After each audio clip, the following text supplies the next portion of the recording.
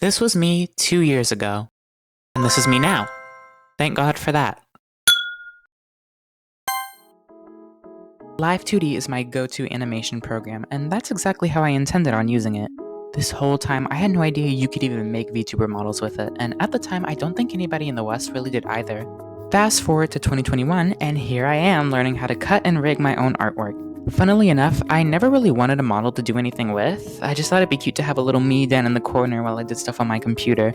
My first few models, which we will not talk about, were not the best, but honestly, I didn't care. I was just so happy I had a model of my own, and it moved. Just a little tip from me, by the way. If you're trying to get experience and practice, go make some stuff for your friends. Go get those skills while brightening someone's day. 2021 was the big boom of VTubing in the West, so that means lots of tutorials were being pumped up by very talented creators, allowing the program to be much more accessible than it was before. Live 2D isn't as hard of a program once you break down the fundamentals. The work can just be very tedious and time-consuming at times, unless you're animating, which is the best part. But rigging a model designed for animation is very different from rigging a model which is designed to be a VTuber model.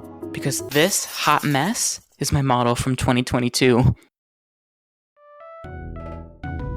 It actually was a very big improvement from my previous models. It had decent physics and a ton of expressions, but expressions can't make up for a model despite what some might think. Despite my gripes with this model, I learned a lot from rigging it. For example, adjust your tracking settings please. Look at how stiff this is, the eyes don't even blink. Speaking of blinking, I learned that my tracking software actually takes into account when you make your eyes wider, which is something I applied to my models for added expressiveness. And expressiveness is important to me, like really important.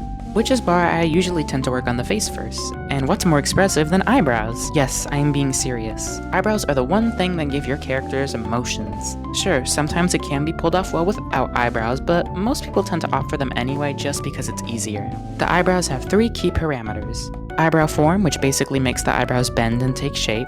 Eyebrow Y, which makes them move up and down, and eyebrow angle. You aren't supposed to rig this one, but I did it anyway because when I'm making expressions, it just makes everything a lot more easier. For even more expressiveness, I made the eyelash bend along with the eyebrow for that added detail. Same with the physics. I'm throwing realism out the window and choosing for something a lot more fun and bouncy. This was the most fun part, if you couldn't tell. The hair, on the other hand... Okay. I have been using Live 2D for 4 years, that is the truth, but I still cannot understand what the physics menu does. At least when rigging the hair for this model, I kind of got it, but it did take a lot of trial and error to see what value did what. To make things simple, the hair has 2 key parts for both X and Y movement. For X, it's hair move and hair sway, and for the Y movement, I actually didn't name these properly, so here's a visual of what the parameters do. I'm actually so happy with how the model's physics came out. It's just so bouncy and fun, and this is all thanks to augmentation. Instead of rigging the head or the body on the default parameters you see here, you'd create new parameters and do the rigging on that instead.